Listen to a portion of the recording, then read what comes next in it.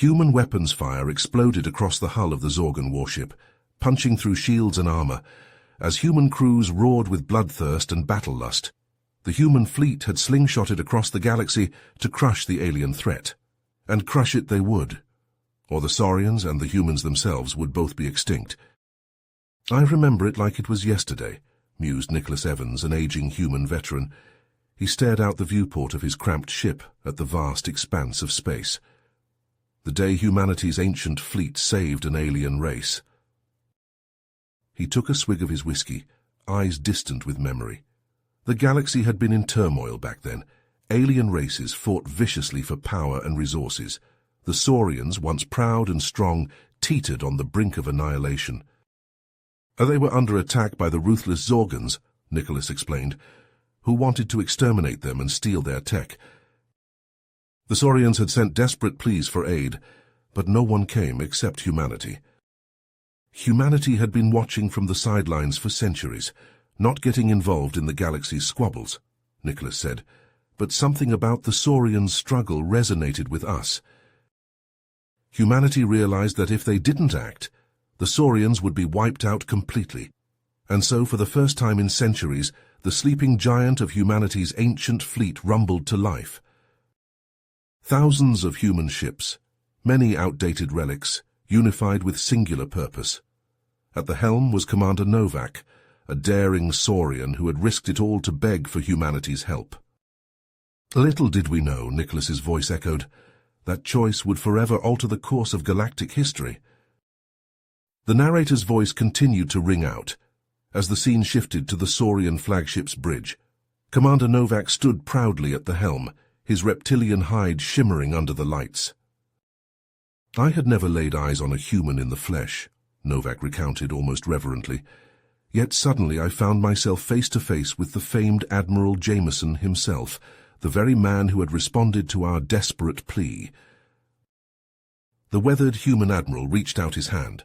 Novak clasped it tightly, a show of immense gratitude and respect passing between them. "In that moment I realized we stood a fighting chance," Novak said, eyes alight with newfound hope. The view screen flickered, displaying a tactical overlay. The allied human and Saurian ships hovered in tight formation, staring down the encroaching Zorgon fleet. The enemy vessels easily tripled their own numbers, weapon ports glowing, poised to unleash hell. "It was an intimidating display," Nicholas admitted heavily, but Admiral Jameson had an ace up his sleeve. The battle-hardened admiral, no stranger to insurmountable odds, strode forward to address the crew. "The Zorgons may have us outgunned," his voice boomed over the comms, "but they lack our secret weapon, the element of surprise. We'll come at them swift and relentless, not letting up till their ships are nothing but drifting debris."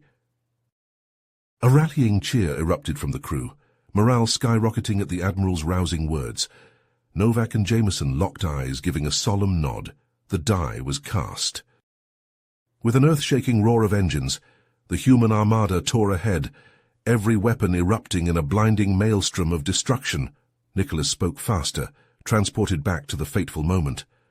The Zorgons reeled at the sheer ferocity, scrambling to react and defend. But they had been caught flat-footed, too little too late. Explosions rocked the battlefield as human and Saurian ships danced a deadly ballet with the Zorgon fleet. "We fought as one, human and Saurian, our ships moving in perfect harmony," Nicholas recounted, his eyes gleaming with fierce pride. "My fingers flew across the controls, my weapons spitting fire at the enemy. The chaos of battle sang in my veins, a symphony of destruction." But the tide turned as a behemoth. Zorgon dreadnought lumbered into the fray, its massive guns ripping through allied ships like tissue paper.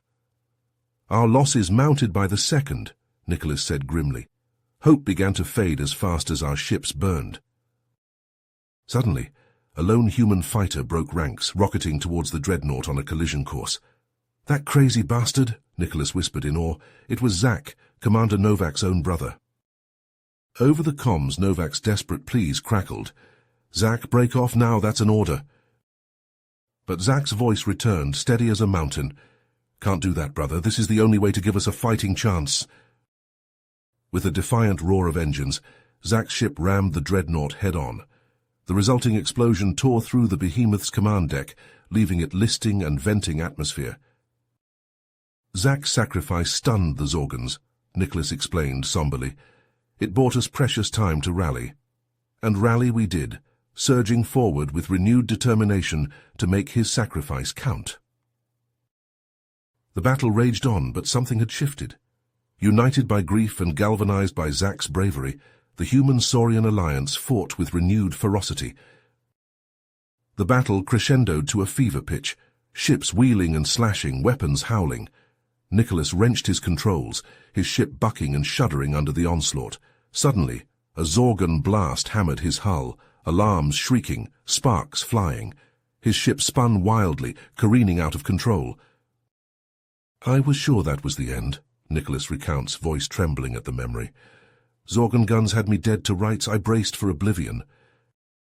But oblivion never came. At the last second, Commander Novak's ship swooped in, tractor beam snagging Nicholas's crippled vessel. With expert maneuvering, Novak wrenched Nicholas to safety, a hair's breadth from a storm of enemy fire that ripped through the space he'd just occupied. "I owe Novak my life," Nicholas says simply, gratitude etched in every word. As Nicholas's ship limped to safety, Admiral Jameson pressed the attack, his lone ship knifing through the Zorgan flagship's defenses with preternatural grace and skill. Jameson flew like his ship was an extension of his will, Nicholas describes, awe permeating his voice. Zorgan guns tracking him, but always a microsecond behind. He wove a deadly dance, anticipating their moves before they made them. Jameson's guns erupted in a devastating fusillade, ripping into the flagship's hull, tearing through vital systems. The behemoth craft shuddered, belching flame, reeling drunkenly. The flagship was finished, and the Zorgons knew it, Nicholas exclaims, words ringing with triumph. They scattered like leaves before a hurricane, fleeing to the void. One by one, the remnants of the Zorgan fleet winked out, vanishing into hyperspace. The Allied ships hung in space, some gutted ruins, some battered but intact. They had prevailed. Against impossible odds, the Saurians had been saved from extinction. As the ships regrouped, the toll of the battle became clear. Shattered hulls, flickering lights, gaping wounds in once proud ships. But a spark of triumph spread. They had held the line. On the bridge of the Saurian flagship, Admiral Jameson and Commander Novak clasped hands, exhaustion and pride warring on their faces. "We prevailed because of humanity," Novak said, voice rough with emotion. "You will always be friends to the Saurian race." Jameson inclined his head. "And Saurians will always be friends to humanity. Together, we showed the galaxy what unity can achieve."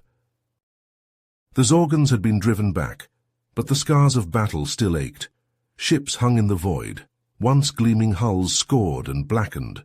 The price of victory had been high, but for now, in this moment, the fire of triumph blazed bright. The galaxy had shifted on its axis. The future stretched ahead, uncharted but, for the first time in eons, bright with hope. As the Allied ships began their weary journey homeward, the scars of battle still fresh, a heavy silence hung over the fleet. Nicholas stared out his viewport, the stars blurring before his eyes. "We had prevailed," he murmured, voice thick with emotion. "But the cost, so many lives lost, so much destruction." His hands clenched into fists. The victory tasted like ashes on his tongue. Suddenly, a chime from his console shattered the stillness. Nicholas leaned forward, eyes widening as he read the sensor data scrolling across the screen. "A distress signal," he breathed. "Faint but unmistakable. Someone crying out for help, lost in the void." He didn't hesitate. Hands flying over the controls, he wrenched his ship onto a new heading, engines roaring as he rocketed towards the signal's origin. Stars streaked past, transforming into blurs of light. "I didn't know what I'd find," Nicholas recounts, voice strained. "But I knew I couldn't ignore that plea, not after everything we'd just been through." His ship dropped out of warp, sensors straining. What he saw made his blood run cold. "Saurian refugee ships," he whispers, horror dawning. thousands of them civilians fleeing the devastation of their homeworld. His heart clenched as he took in their battered hulls, the scorch marks marring once gleaming metal. But that wasn't the worst of it. Zorgon warships swarmed the convoy, weapons pulsing, tearing into the defenseless ships with ruthless precision. The Zorgons, Nicholas snarls, rage and despair warring in his voice. Attacking civilians, slaughtering the innocent. In that moment I realized our battle had only been the beginning. He watched helpless as the Zorgon guns ripped through hull after hull. Escape pods spilled forth, only to be vaporized in bursts of cruel fire.